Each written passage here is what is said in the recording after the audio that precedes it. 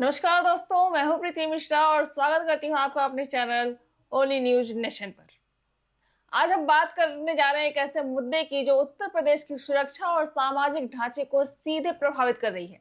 जी हां, मुख्यमंत्री योगी आदित्यनाथ ने रोहिंग्या और बांग्लादेशी घुसपैठियों के खिलाफ निर्णायक कार्रवाई की शुरुआत कर दी है। ये कोई साधारण ऐलान नहीं, बल्कि एक सख्त कदम जो प्रदेश की सीमाओं को मजबूत बनाने और अवैध प्रवासियों को बाहर करने का संकल्प दिखाता है। योगी सरकार ने स्पष्ट कर दिया है कि हर मंडल में डिटेंशन सेंटर बनाए जाएंगे और हर जिले, हर नगर निकाय में संदिग्ध विदेशी नागरिकों की पहचान का अभियान तेज होगा। मुख्यमंत्री ने खुद लोगों से अपील की है कि किसी को भी काम देने से पहले उसकी पहचान जरूर जांच ले, क्योंकि प्रदेश के संसाधन केवल असली नागरिकों के लिए है, घुसपैठियों के लिए नहीं। चलिए, इससे पहले आपको पूरी खबर बताएं, आपसे अनुरोध है कि हम देश में काम करने इस वीडियो को लाइक और अधिक से अधिक शेयर करें, कमेंट बॉक्स में अपनी राय प्रतिक्रिया जरूर दें और नए वीडियोस की नोटिफिकेशन पाने के लिए बेल आइकन पर जरूर क्लिक करें। तो चलिए, बिना देर किए शुरू करते हैं। दोस्तों, ये कार्रवाई क्यों जरूरी है? चलिए सीधे मुद्दे पर आते हैं। उत्तर प्रदेश जैसे विशाल राज्य में अवैध घुसपैठ एक बड़ी समस्या बन चुकी है। रोहिंग्या, जो मूल रूप से म्यांमार से हैं, और बांग्लादेशी घुसपैठिए जो सीमा पार करके भारत में घुस आते हैं। ये लोग न सिर्फ फर्जी दस्तावेजों से यहाँ बस जाते हैं, बल्कि सरकारी योजनाओं का लाभ उठाते हैं, नौकरियां हड़पते हैं और कभी कभी अपराधों में भी संलिप्त पाए जाते हैं। मुख्यमंत्री योगी आदित्यनाथ ने अपनी योगी की पार्टी में साफ साफ लिखा है कि प्रदेश की सुरक्षा, सामाजिक संतुलन और कानून व्यवस्था उनकी सर्वोच्च प्राथमिकता है। उन्होंने कहा कि सुप्रीम कोर्ट ने भी घुसपैठियों के लिए कोई रेड कार्पेट बिछाने की बात नहीं कही। इसका मतलब साफ है कि भारत की जमीन पर अवैध रूप से रहने वालों को अब बख्शा नहीं जाएगा। अब जरा गौर करें इस अभियान की रूपरेखा पर। योगी सरकार ने सभी जिलों और नगर निकायों को निर्देश दिए हैं कि संदिग्ध विदेशी नागरिकों की सूची तैयार की जाए। ये सूची कैसे बनेगी? दस्तावेजों के सत्यापन से, आधार कार्ड, वोटर आईडी और अन्य पहचान पत्रों की जांच से। अगर कोई फर्जी दस्तावेज पकड़ा गया तो सीधे कार्रवाई होगी। और सबसे महत्वपूर्ण बात, हर मंडल में डिटेंशन सेंटर का निर्माण। उत्तर प्रदेश में कुल 18 मंडल हैं, जैसे लखनऊ, कानपुर, वाराणसी आदि। हर मंडल में एक डिटेंशन सेंटर, मतलब पूरे प्रदेश में एक मजबूत नेटवर्क जो घुसपैठियों को पकड़ कर रखेगा। उनके खिलाफ कानूनी प्रक्रिया चलेगी और फिर उन्हें उनके मूल देश भेजा जाएगा। ये सेंटर सिर्फ हिरासत के लिए नहीं, बल्कि सत्यापन और डिपोर्टेशन की प्रक्रिया को सुव्यवस्थित करने के लिए होंगे। मुख्यमंत्री ने नागरिकों से क्या अपील की है? उन्होंने कहा कि अगर सुरक्षा सामूहिक जिम्मेदारी है, अगर आप किसी को नौकरी दे रहे हैं, मजदूरी पर रख रहे हैं या किराए पर घर दे रहे हैं, तो पहले उसकी पहचान सुनिश्चित करें। क्या वो असली भारतीय नागरिक है? क्या उसके पास वैध दस्तावेज है? अगर संदेह हो तो तुरंत प्रशासन को सूचित करें। ये अपील इसलिए महत्वपूर्ण है क्योंकि घुसपैठिए अक्सर स्थानीय लोगों की मदद से छिप जाते हैं। वे फर्जी आईडी बनवाते हैं, वोटर लिस्ट में नाम जुड़वाते हैं और यहाँ तक कि सरकारी सब्सिडी तक हड़प लेते हैं। योगी जी ने साफ कहा है कि योजनाओं का लाभ केवल पात्रों को मिलेगा, घुसपैठियों को किसी कीमत पर नहीं। सार्वजनिक संसाधनों पर अनाधिकृत बोझ को हटाना जरूरी है, क्योंकि ये बोझ हमारी अर्थव्यवस्था, सुरक्षा और सामाजिक सद्भाव को कमजोर करता है। दोस्तों, इस मुद्दे की जड़ें काफी गहरी हैं। रोहिंग्या घुसपैठिए म्यांमार से भागकर बांग्लादेश होते हुए भारत में आते हैं। संयुक्त राष्ट्र ने उन्हें शरणार्थी का दर्जा दिया है, लेकिन भारत ने रोहिंग्या को शरणार्थी मानने से इनकार किया है, क्योंकि वे अवैध प्रवासी हैं। बांग्लादेशी घुसपैठिए तो सीधे बॉर्डर क्रॉस करके आते हैं, खासकर पश्चिम बंगाल और असम के रास्ते, और फिर उत्तर प्रदेश जैसे राज्यों में फैल जाते हैं।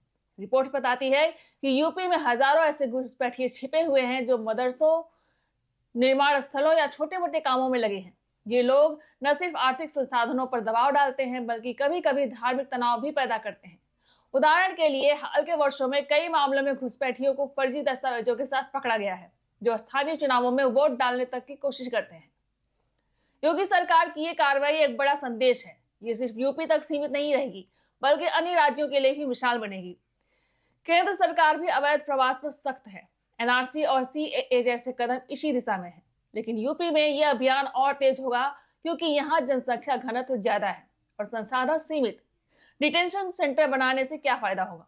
तो सबसे पहले घुसपैठियों को अलग रखा जाएगा, जिससे वे समाज में घुल मिलकर अपराध न कर सकें। दूसरा, सत्यापन प्रक्रिया तेज होगी, पासपोर्ट, वीजा, जन्म प्रमाण पत्र सब जांचे जाएंगे। तीसरा, डिपोर्टेशन आसान होगा। म्यांमार और बांग्लादेश के साथ डिप्लोमेटिक चैनल्स के जरिए इन्हें वापस भेजा जाएगा। अब बात करें नागरिकों की भूमिका की, तो मुख्यमंत्री ने कहा है कि सुरक्षा विकास और समृद्धि की नींव है। अगर हम सब मिलकर संदिग्धों की रिपोर्ट करेंगे तो प्रदेश सुरक्षित बनेगा। कल्पना कीजिए, अगर कोई घुसपैठिया आपके पड़ोस में रहता है, फर्जी आईडी से काम करता है, तो वो आपके बच्चों की सुरक्षा को खतरा में डाल सकता है, या सरकारी राशन जो गरीबों के लिए है वो हड़प लेता है। इसलिए अपील है कि सतर्क रहें, पुलिस और प्रशासन को सहयोग दें। यूपी पुलिस पहले से ही कई ऑपरेशन चला रही है, जैसे ऑपरेशन क्लीन, जहां अवैध प्रवासियों को पकड़ा जाता है। अब यह अभियान और व्यापक होगा। इस कार्रवाई के सकारात्मक प्रभाव क्या होंगे? सबसे पहले कानून व्यवस्था मजबूत होगी। घुसपैठिया अक्सर संगठित अपराधों में शामिल होते हैं, जैसे स्मगलिंग या फर्जी दस्तावेज बनाना। इन्हें बाहर करने से अपराध दर कम होगी। दूसरा, आर्थिक फायदा, नौकरियां स्थानीय लोगों को मिलेगी, सरकारी योजनाएं सही हाथों में पहुंचेंगी। तीसरा, सामाजिक सद्भाव, अवैध प्रवास धार्मिक और सांस्कृतिक असंतुलन पैदा करता है, जिसे कि टाला जा सकेगा। योगी जी ने भरोसा दिलाया है कि ये कार्रवाई निरंतर चलेगी और घुसपैठियों को चिन्हित कर डिटेंशन सेंटर भेजा जाएगा। दोस्तों, यह मुद्दा सिर्फ राजनीतिक नहीं है, बल्कि राष्ट्रीय सुरक्षा से जुड़ा है। भारत की सीमाएं सुरक्षित रखना हर सरकार की जिम्मेदारी है। यूपी में यह कदम इसलिए महत्वपूर्ण है क्योंकि ये राज्य देश का सबसे बड़ा राज्य है और यहाँ की स्थिरता पूरे देश को प्रभावित करती है। अगर हम इतिहास देखें तो 1971 के बांग्लादेश युद्ध के बाद से घुसपैठ बढ़ी है। रोहिंग्या संकट 2017 से चला आ रहा है, जब म्यांमार में दंगे हुए। लेकिन भारत ने हमेशा कहा कि हम शरणार्थियों की मदद करते हैं, लेकिन अवैध घुसपैठ बर्दाश्त नहीं। योगी सरकार का ये स्टैंड इसी नीति का हिस्सा है। अब इस अभियान की चुनौतियां क्या है? पहला, सही पहचान। कभी कभी असली नागरिकों को परेशान किया जा सकता है, लेकिन सरकार ने कहा है कि सत्यापन निष्पक्ष होगा। दूसरी, डिप्लोमेसी, बांग्लादेश और म्यांमार के सहयोग चाहिए। तीसरी, मानवीय पहलू, डिटेंशन सेंटर में मानवाधिकारों का ध्यान रखना। लेकिन योगी जी ने आश्वासन दिया है कि यह सब कानून के दायरे में होगा। दोस्तों, इस टॉपिक पर बात करते हुए मुझे लगता है कि ये समय है कि जब हम जागरूक हों, मुख्यमंत्री की अपील को गंभीरता से लें। अगर आप किसी संदिग्ध को देखें तो हेल्पलाइन पर कॉल करें। यूपी पुलिस की वेबसाइट पर ऐसे पोर्टल हैं जहां रिपोर्ट की जा सकती है। यह अभियान सफल होगा तो यूपी एक मिसाल बनेगा। अब चलिए कुछ आंकड़ों पर नजर डालते हैं। हालांकि आधिकारिक आंकड़े हमेशा बदलते रहते हैं, लेकिन रिपोर्ट्स के मुताबिक यूपी में हजारों रोहिंग्या और लाखों बांग्लादेशी घुसपैठिए हो सकते हैं। 2018 से अब तक सैकड़ों को डिपोर्ट किया गया है, लेकिन अब हर मंडल में सेंटर बनने से ये संख्या बढ़ेगी। ये सेंटर आधुनिक होंगे, जहां स्वास्थ्य, भोजन और कानूनी सहायता मिलेगी, लेकिन उद्देश्य साफ, अवैध प्रवास को रोकना। इस कार्रवाई से जुड़े कुछ अन्य पहलू भी हैं, जैसे मदरसों में सत्यापन। कई मामलों में घुसपैठिए मदरसों में छिपते हैं। योगी सरकार ने मदरसा बोर्ड को निर्देश दिए हैं कि सभी छात्रों और स्टाफ की जांच हो। इसी तरह निर्माण क्षेत्र में जहां मजदूरों की बड़ी संख्या है, वहां चेकिंग बढ़ेगी। कारोबारियों से अपील है कि ठेकेदारों से दस्तावेज मांगे।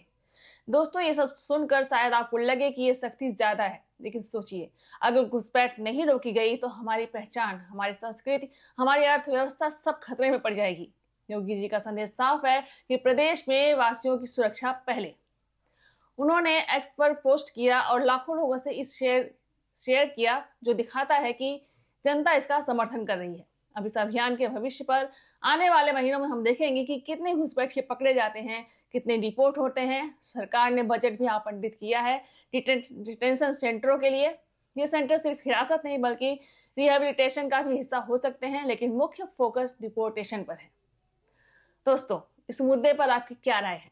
क्या आपको लगता है कि कार्रवाई सही दिशा में है या कोई सुझाव है? कमेंट्स में आप जरूर बताएं।